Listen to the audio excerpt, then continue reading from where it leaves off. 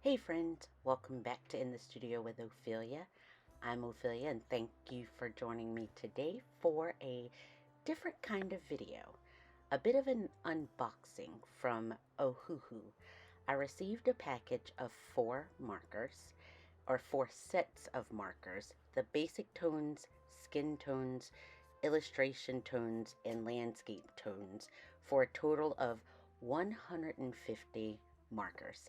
Each set comes with some literature, a swatching sheet, a plastic mat to protect your surface or your sketchbook, and a colorless blender.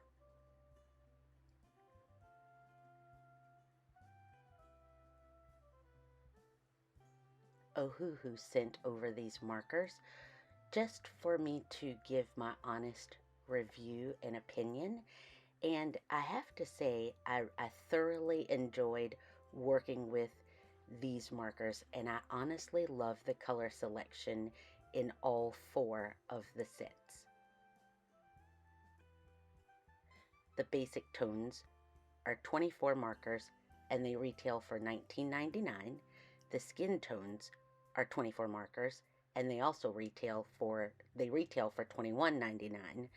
The illustration tones and the landscape tones are 60 markers for $39.99. These are available on the Ohuhu website, and this Kaala or Kaala series is the ones that they sent me, and these guys offer it's a wider, or I should say a slimmer, more broad chisel tip, and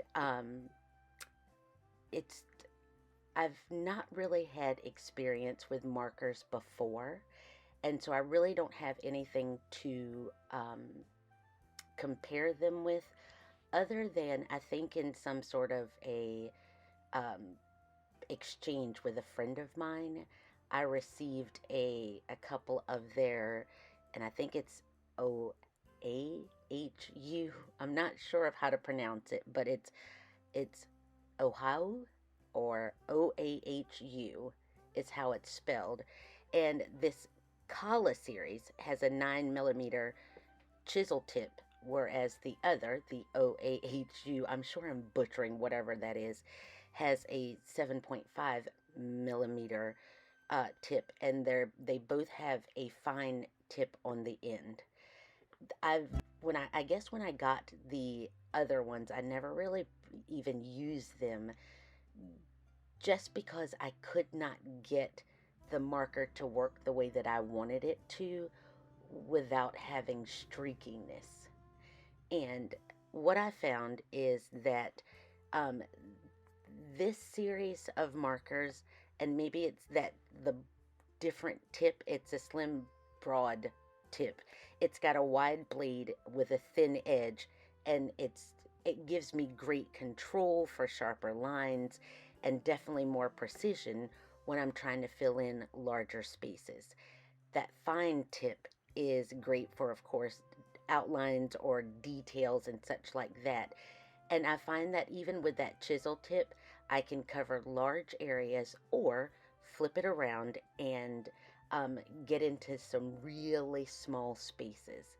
And I just really enjoyed using this set of markers, and they made me branch out even, and I was kind of surprised at what I created with them. I just love the color curation. The inks were very vibrant and just a beautiful selection of colors that just blended wonderfully together.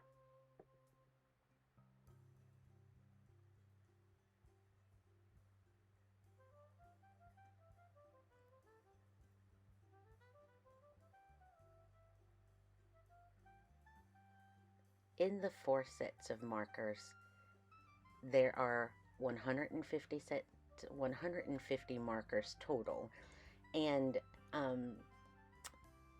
I ended up using the swatch cards and taping them to the sides of each of the packages so that I can reference them very easily. I don't have, for instance, marker paper, so I'm using some Strathmore Bristol, and I've got a Stedler. It's a clutch pencil that I'm using. I believe I have F lead or maybe H lead, but it's really light, and I like to use that for whenever I'm drawing something that I don't want to see the lines. And I'm basically just using this stencil to draw some circles, as I thought I was just going to end up like zoning out and kind of coloring in each one of the circles. And then I decided to cut the paper down a bit more. Well, I had to clean up a couple of things that where my stencil slipped. So I'm using that Tombow mono eraser to just kind of get into the smaller areas. And then I ended up cutting the paper down because I didn't want to spend hours and hours and hours trying to get that larger piece of paper covered. And so I'm just filling in more circles on this page to, I guess, fill it out completely. The unfortunate part is the footage of me actually doing a lot of the coloring for this one cut out and was lost, and so I kind of pick it up at the very end. But I'm just filling in more circles to fill in the space of this paper.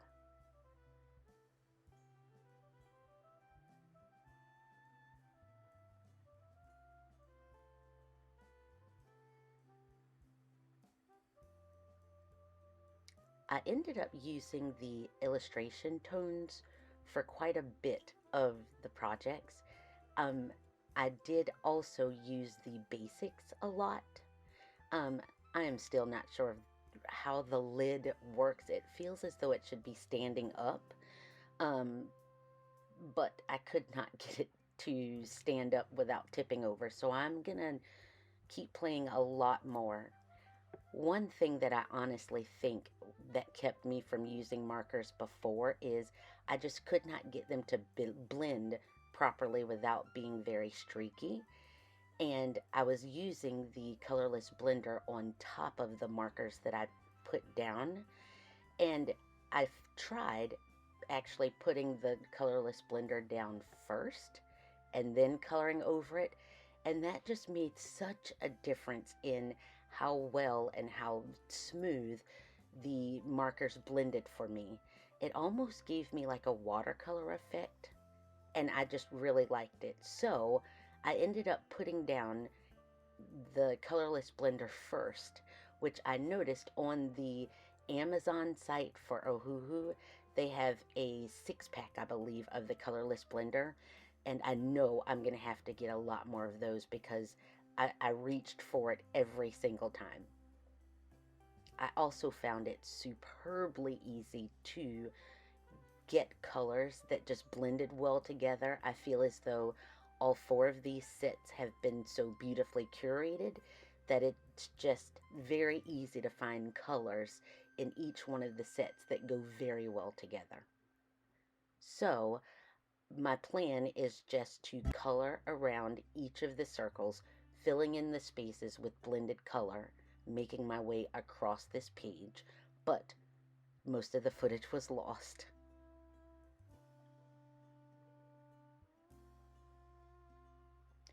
So now I'm starting the second project with this, and this is where I got comfortable and pushed myself, and I'm using that same circle template, and I'm going to draw a holiday ornament. So I'm using that same very light pencil to kind of sketch everything out, and then using that tiny eraser to kind of clean things up. And I drew 2 of them and ended up taking one of them out. But for this ornament, I'm using markers from the basic set as well as the illustration tones again, and the colorless blender.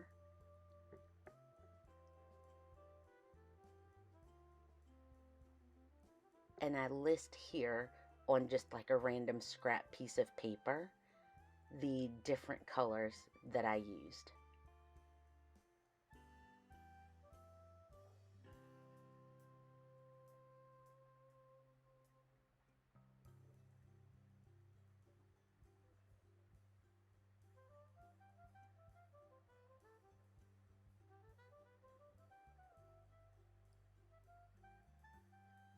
and I love having this little plastic sheet to protect my work surface or your journal page, or so that it won't bleed through to the next pages.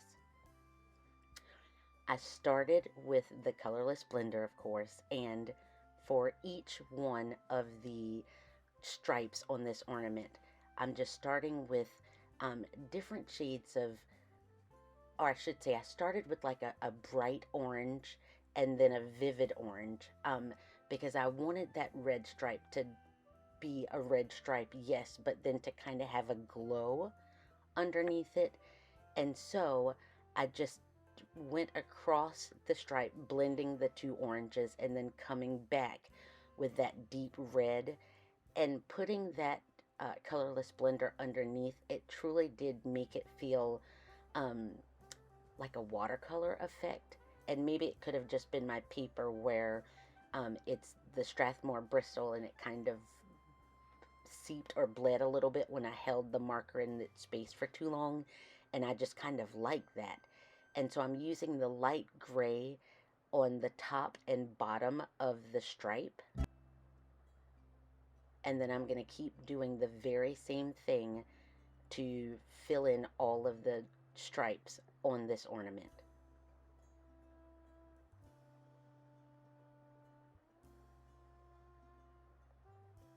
I just love how it somehow it just made it feel so almost dreamy with the way that the markers just laid down the color.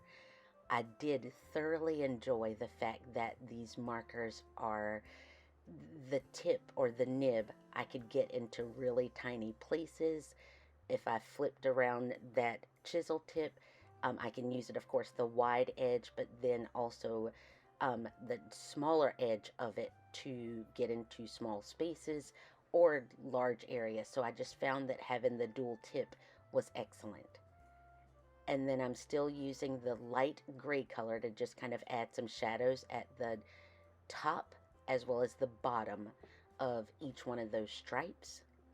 And then I've got the darker gray to just kind of make it all look a little bit more sketchy and add a bit more tone, or more, I guess, value and definition to the ornament.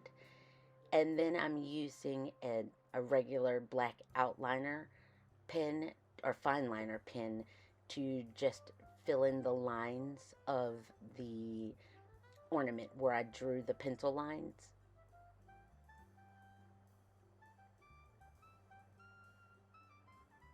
And I just continue around the ornament, first with the colorless blender and then with additional color, just to even everything out.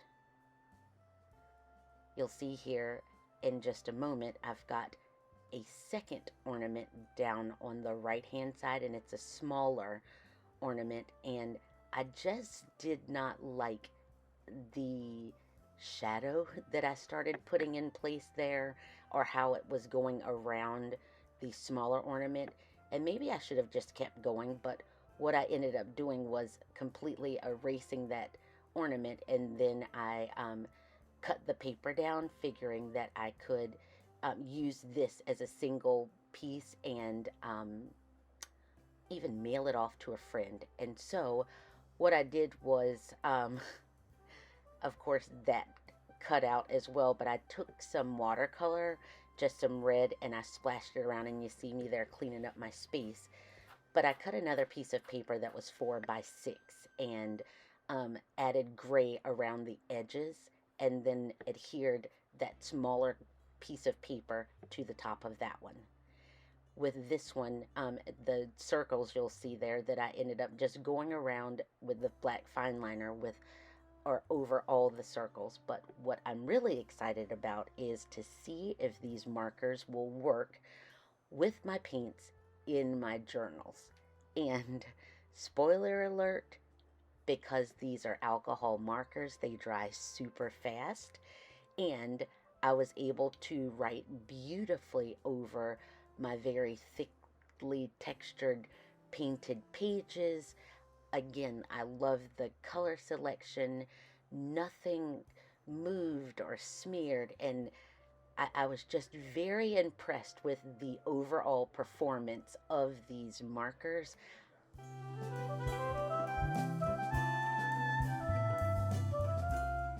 I am excited to get some actual marker paper and do some more experiments. I should also say that Ohuhu sent these markers over to me. I am not sponsored in any way by them. They just wanted me to give them my opinion of the markers, and I just felt far more comfortable than I've ever felt before using markers, and I'm very excited to continue playing with these. For this journal page, I just found a random page in my journal that I'd built the background on, and I was just using things from my desk to finish the journal page and test to see if these markers would work in my journals for journaling, and they totally did. Thank you guys so much for watching, and I'll see you next time. Bye.